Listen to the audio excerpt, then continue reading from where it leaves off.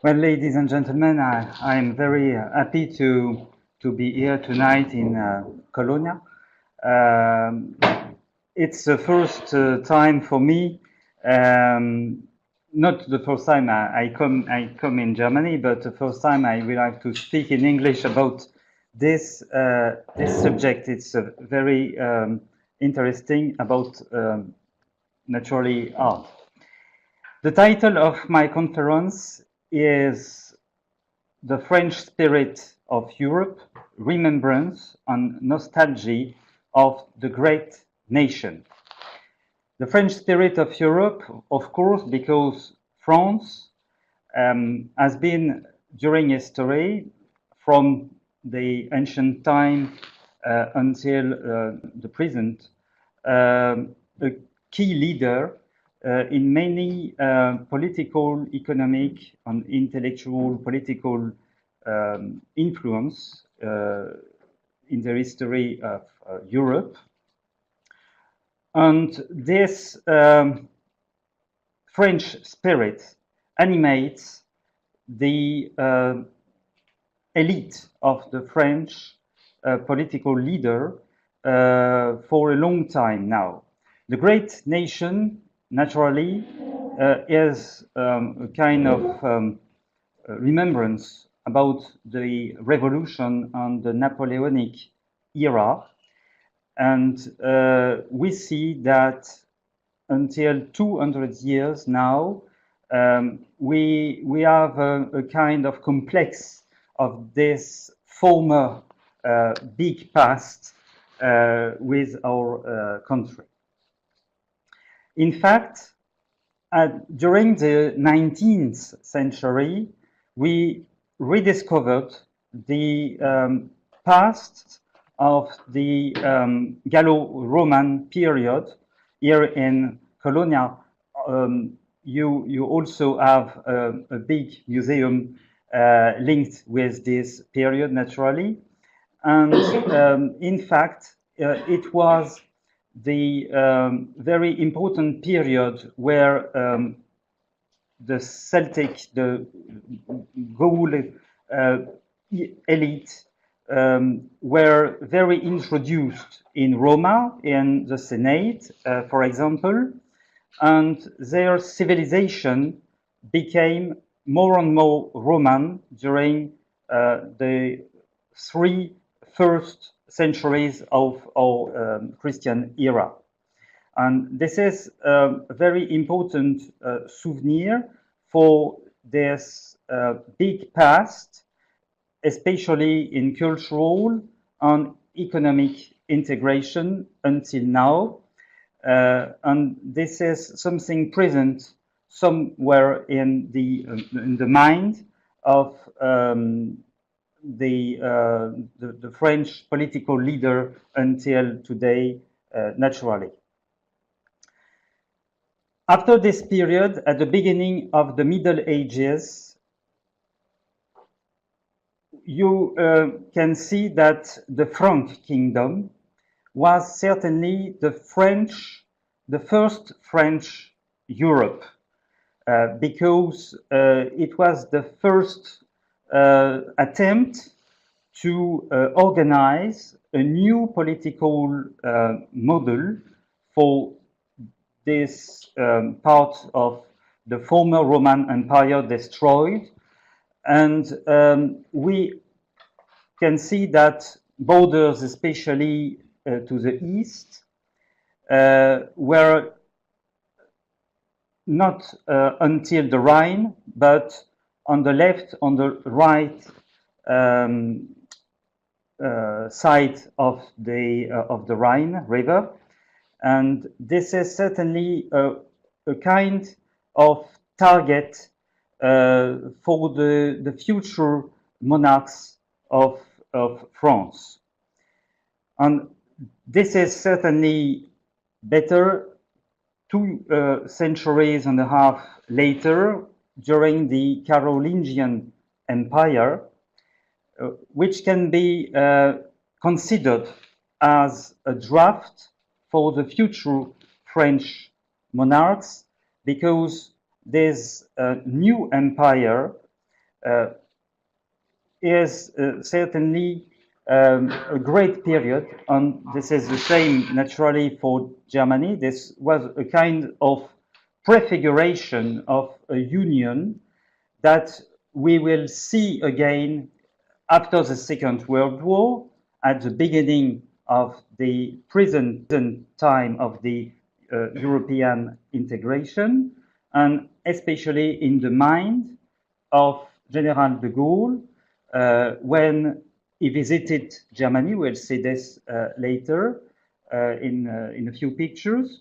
And the souvenir of Charlemagne is very present for de Gaulle.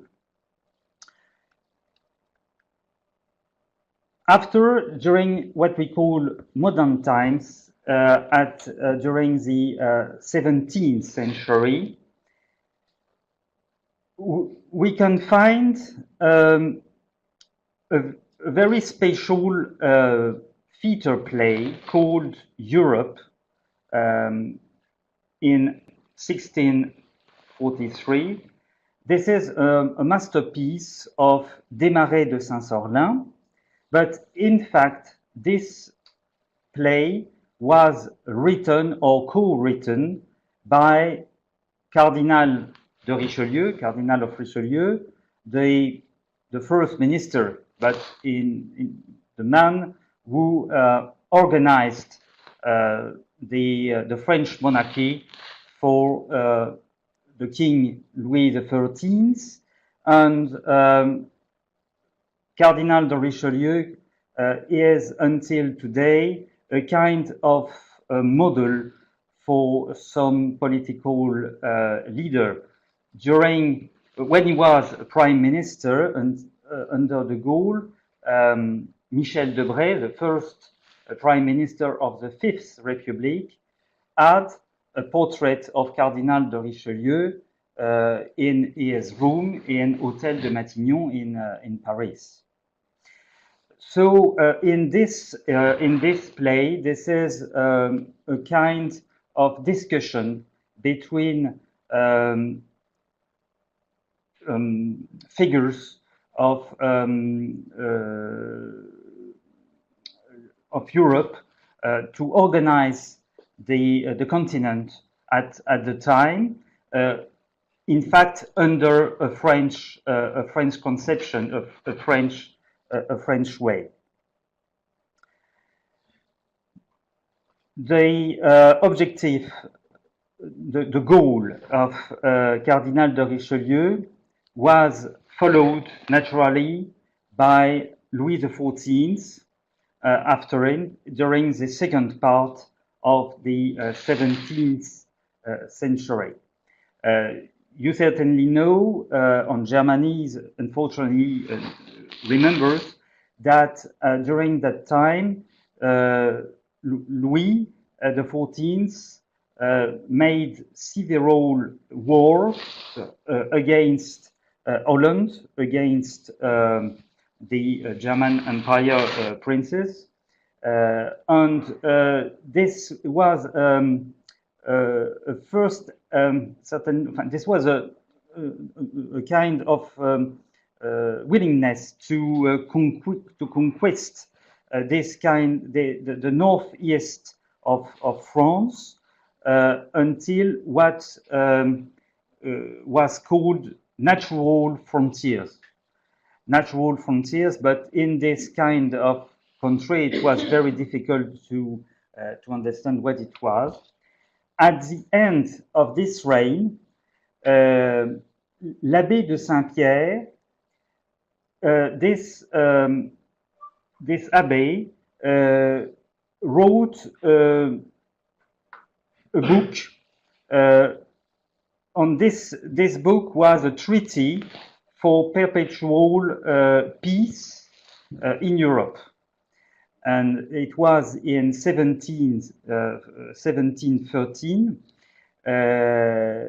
This book is still known as a masterpiece in the French conception of a unified Europe until now.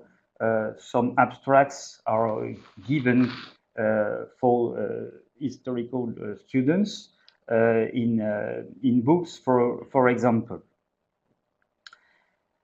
And naturally, at the end of the 18th century, with the French Revolution, a new model of political organization occurs. And this model has the willingness to be exported outside France. It was not only a revolution for France, but also a proposal made for all peoples of Europe to fight against monarchs, to destroy the ancient regime, the absolutism, and this was a very huge period for our country, and naturally, and this is not very understood by many French, even by French leaders until today, that this period can be considered also like a threat for the entire Europe against France. At the end of the French Revolution, Napoleon Bonaparte launched a new era. This new empire was very important in the history of Europe because you can see here in Cologne, that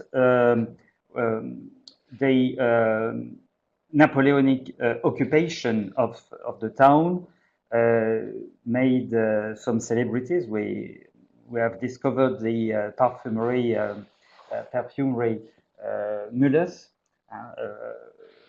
4711 this morning, and this organization was a proposal made for the whole continent, and with a common law, a common organization for political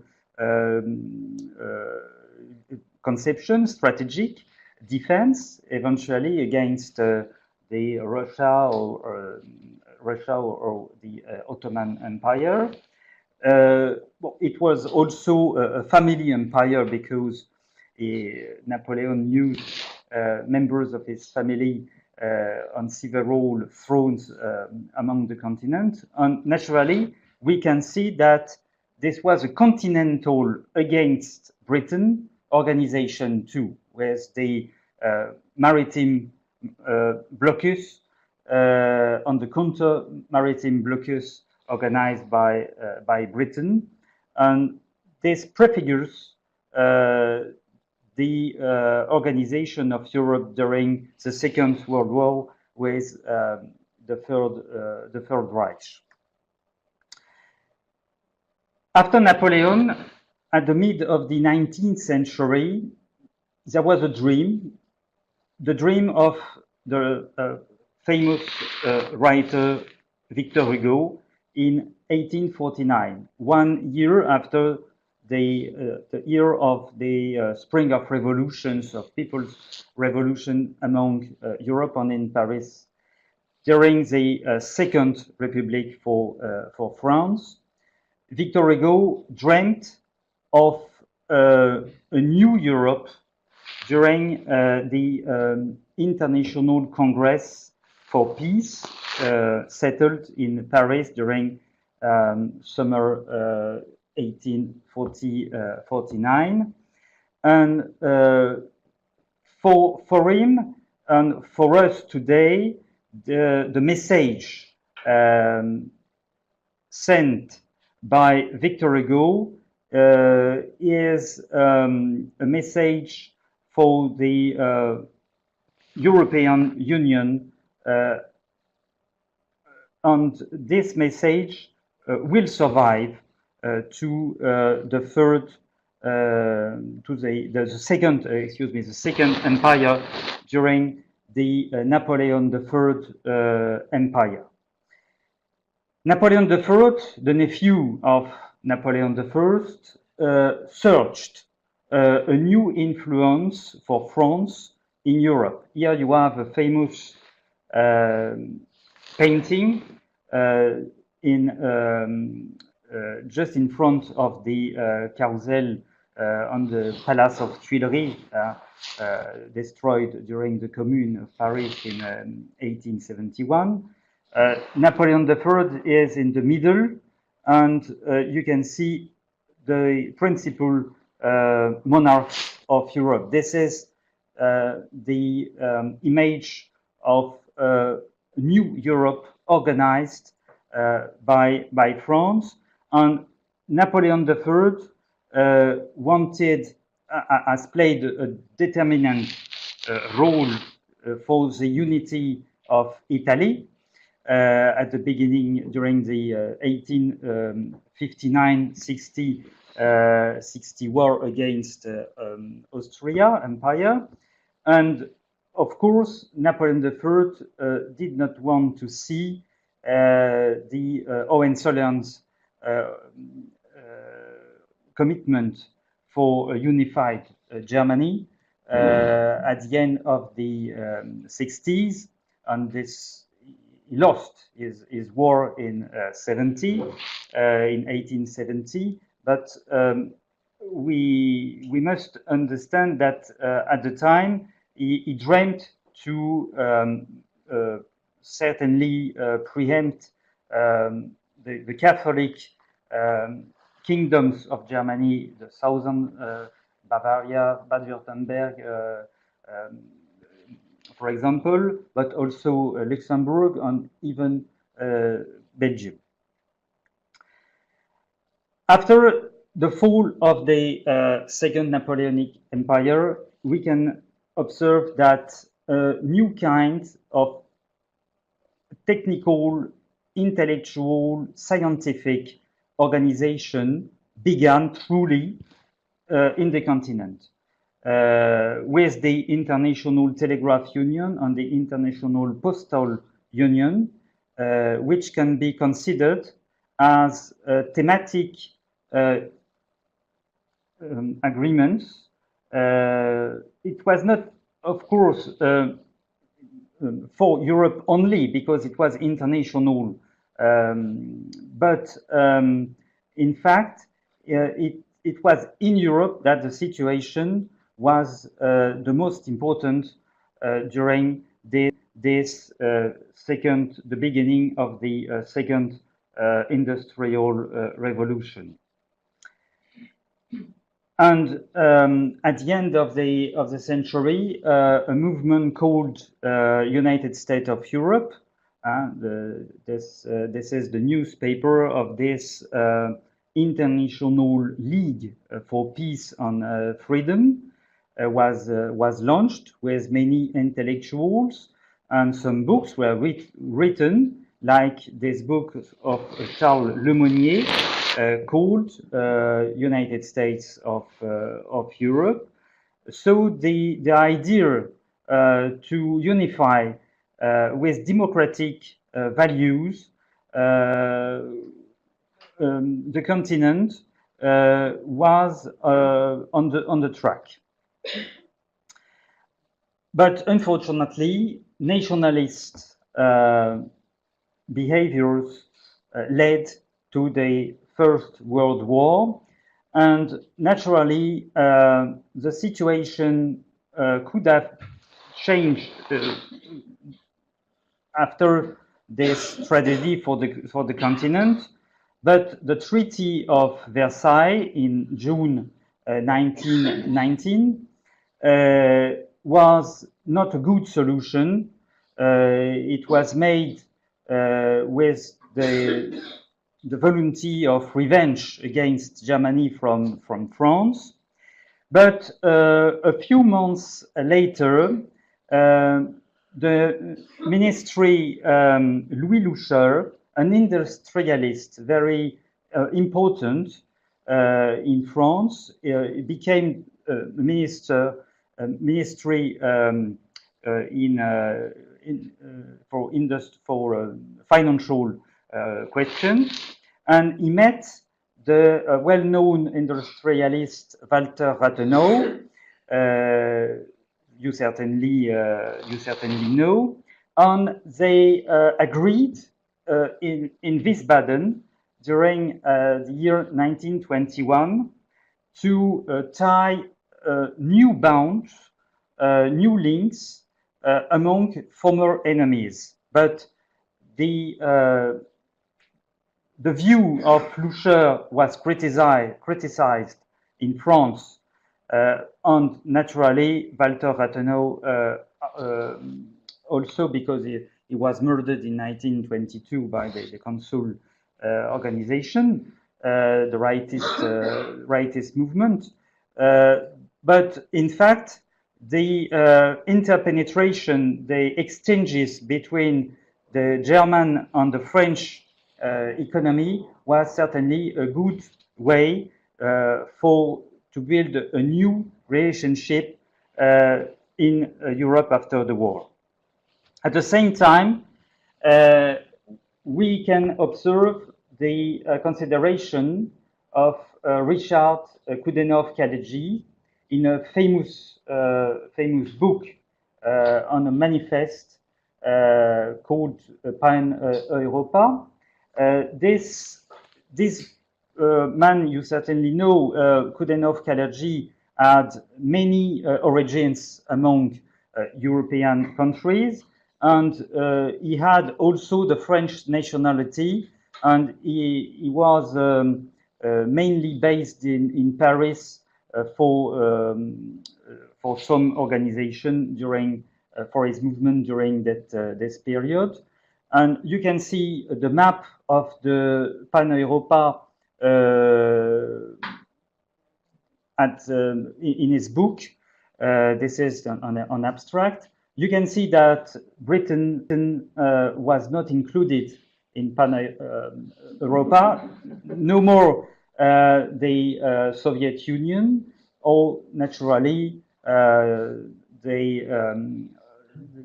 America. But this was a specific European Union with the French Empire, but also the Belgian Empire. No more German colonies after Versailles, but no more too the British Empire. This is interesting to consider, because this is also the map of what we call in France the special relationship between France and Africa, the France-Afrique. In this map, we can see this. During the 20s too, this is a very well-known project among the steel industrialists of France, Luxembourg, Belgium, and Germany. This is in 1926, the International Steel Agreement, and we can consider it as a prelude to the ECSC after the Second World War. You can see on the left François de Wendel, the chief of the Comité des Forges, that's to say the patronal organization of steel industrialists, Emil Mayrisch for Luxembourg, and Fritz Thyssen for the Ruhr, and the German industrialists. Many engineers, many specialists of steel industries worked together from this time until the 50s. on exchange. They needed to make business affairs together, to learn about high technological investment together, and this was not very well known in the general public, in the general opinion, but it's a very important moment. At the end of the decade of the 20s, you certainly have heard about the Aristide Briand speech for European Union at the League of Nations in Geneva. This speech of Briand is still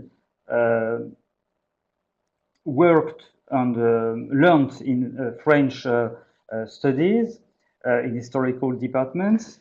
And in the middle, this is Alexis Léger, the General Secretary of the French Foreign Minister, the Quai d'Orsay, who was in charge after the conference to organize a kind of committee, but this committee was torpedoed by the British.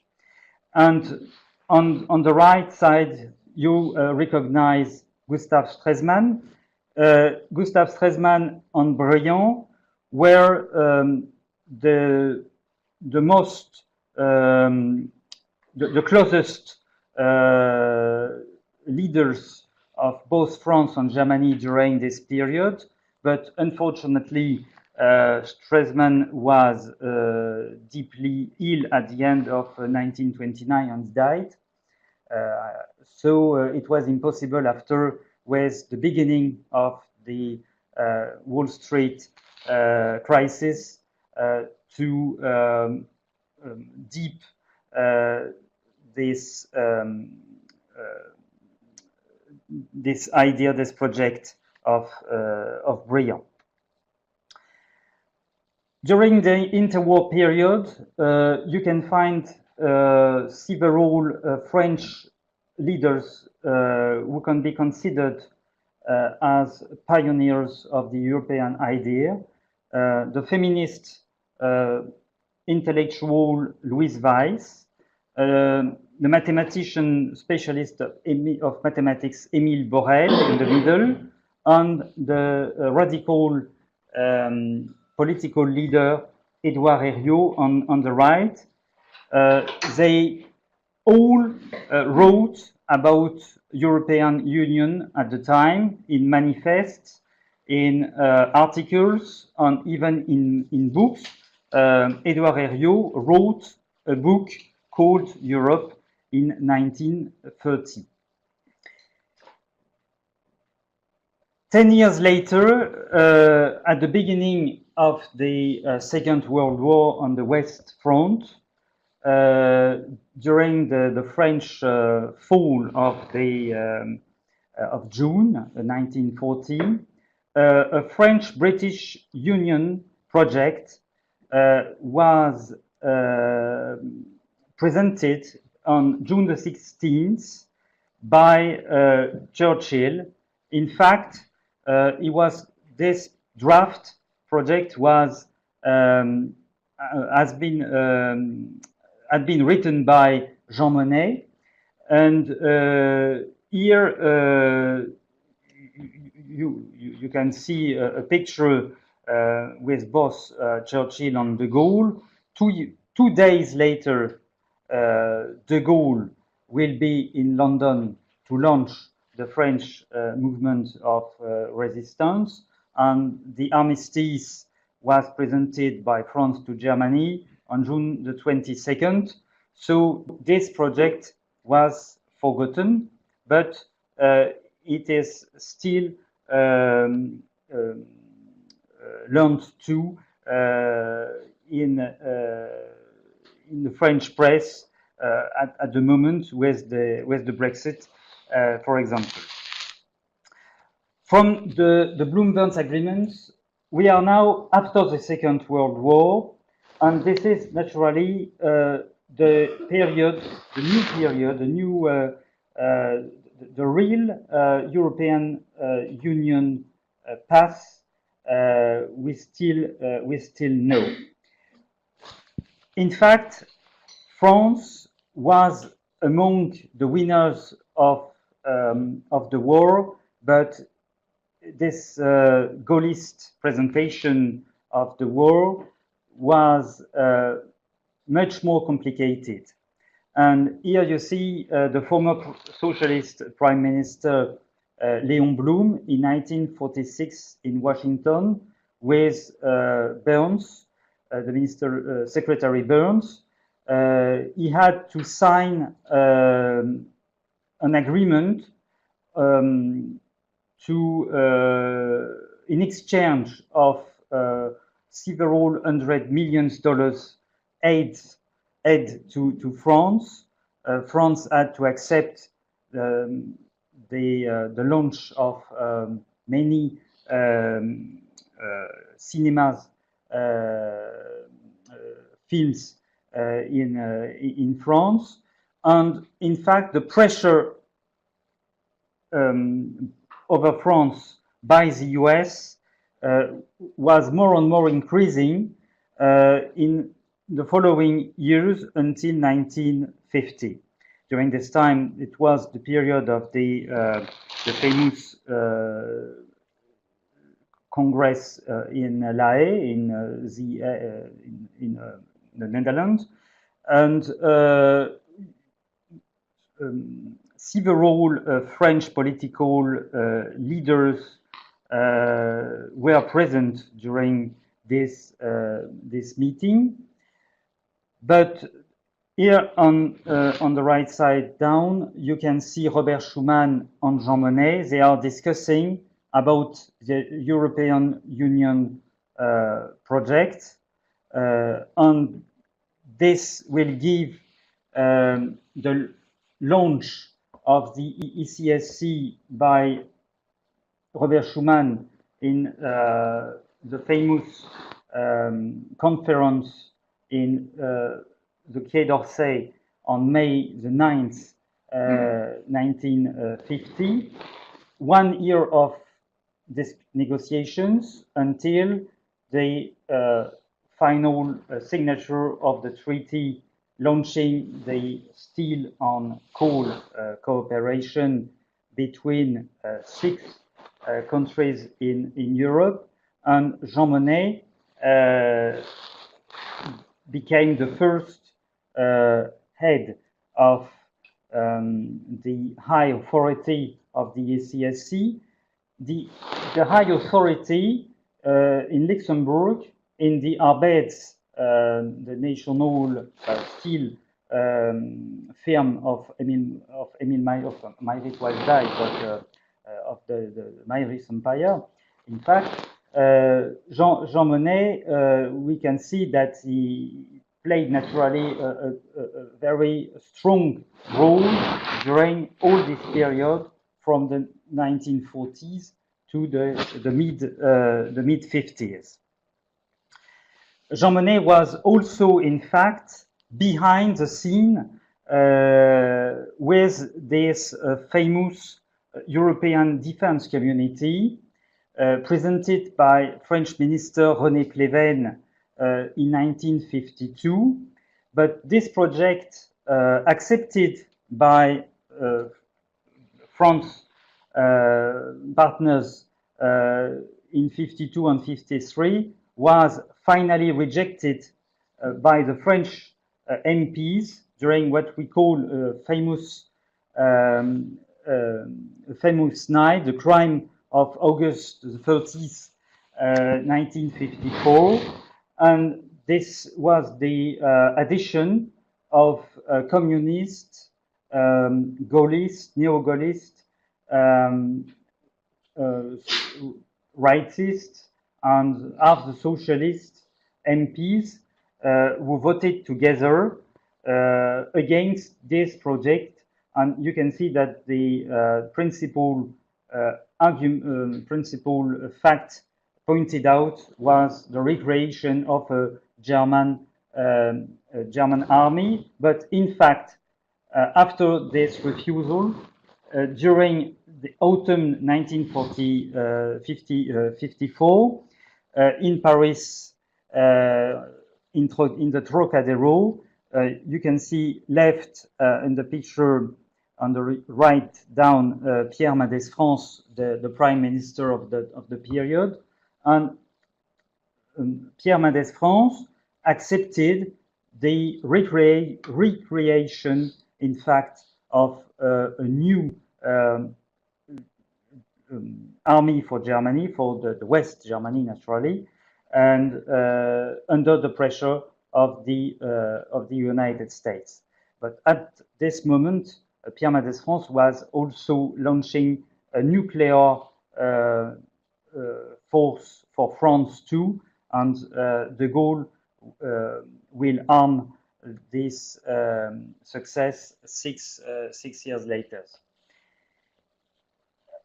Jean Monnet, after this failure of the European defense community, resigned, and so this was just to make a kind of electroshock in Europe in the middle of the decade, and this is what I call the turn of 1955. You certainly have heard about the Messines Conference in June 1955. In fact, during this conference, Prime Minister Edgar Faure and the Foreign Minister of France, Antoine Pinay, who was a former President of Council too, a Prime Minister if you want, met together to reject Jean Monnet definitely.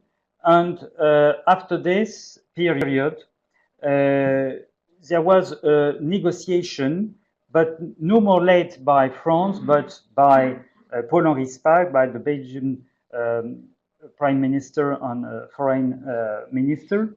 And during 2 years, approximately 2 years, delegations will work in Belgium, in Château de Val-Duchesse, near Brussels. And for France, it was a great turn, accepted also in 1956 by the new socialist Prime Minister Guy Mollet. And this negotiation was led by both Christian Pinet, you can see in the middle, in the second rank, and here on by the young Secretary of State for European Affairs, Maurice Faure.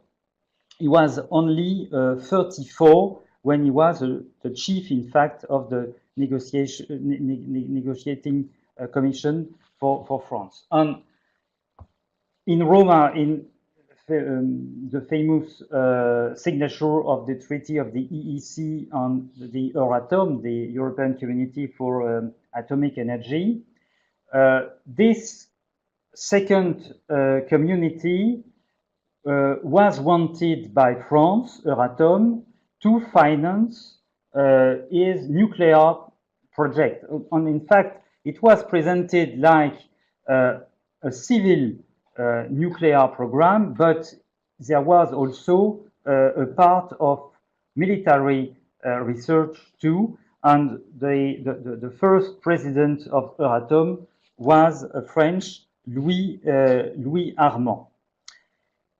After this, there was the fall of the Fourth Republic in 1958 about Algeria's question, but in fact, with the beginning of the Gaullist decade,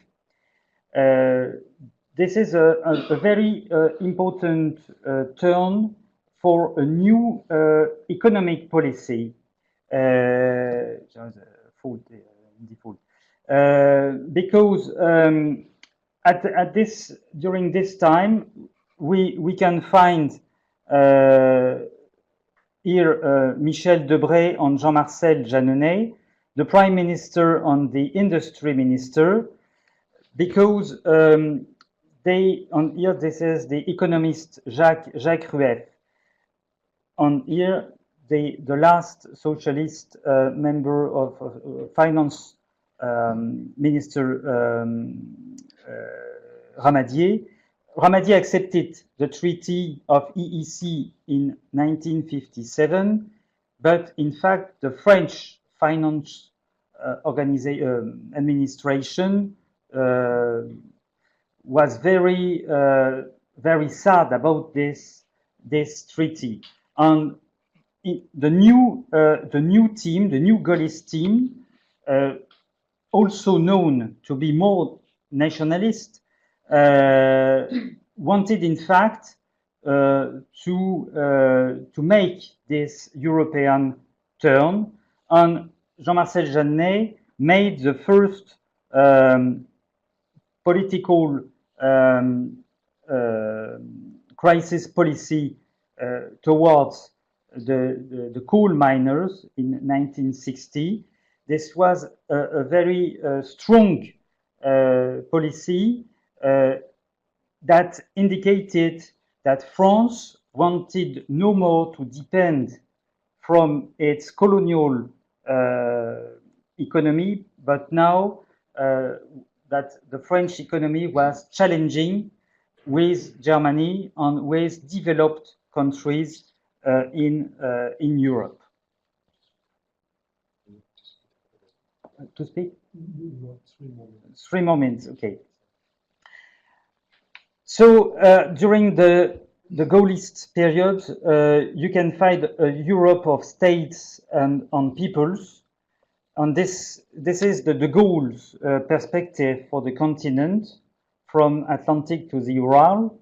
After those Fouchet's plans failures in 1961 and 1962, on the Élysées Treaty of January the 22nd, 1963, and this is the visit here in September 1962 of de Gaulle here in Cologne. And here Fouchet, here Christian Fouchet. We can observe that this visit here of de Gaulle and Adenauer in Reims Cathedral was very important. It was like an act of reconciliation, of course, but also a kind of remembrance of the famous Charlemagne period, where when the Frank the Frank kingdom and the German kingdom were allied. But after this, the refusal of the Fouchet's plans in 1965, de Gaulle was angry, and he inaugurated the empty seat policy. And after this, there was in January 1966 the Luxembourg Compromise, and de Gaulle also decided by 2 vetoes in 63 and 67 to refuse the UK's entry in the EEC, and it was after this his follower, Georges Pompidou, who accepted in 1972 the entry of UK here with Edward Heath. And this is the post-Gaullist policy. This is a post-Gaullist influence in European destiny under Pompidou's and Giscard d'Estaing's mandates. President Giscard d'Estaing was not a true Gaullist, but he was a former finance minister of de Gaulle, and he wanted to launch a very strong association with Germany during this difficult period for monies. Here you have the famous snake, monetary snake, and he launched to the European Council of Leaders, and he accepted too the principle of the entry of Greece, here with Prime Minister Karamanlis, at the end of the 70s. In 1979, two French women for a new European Parliament, Simone Veil was elected president, and Louise Weiss, very elder people now, lady, for an historic speech as Dean of the Assembly in Strasbourg in 1969. And in 1981, President Mitterrand was elected, and the European Union, the European project, was a permanent concern for François Mitterrand. François Mitterrand was present in La Haye in 1948, and he was also discussing with Margaret Thatcher, especially during the famous Fontainebleau summit in 1984, when Margaret Thatcher obtained money back for Britain, and of course with Chancellor Helmut Kohl. But here we can find François Mitterrand with several socialist European leaders, Mario Soares, Bettino Craxi, and Felipe González.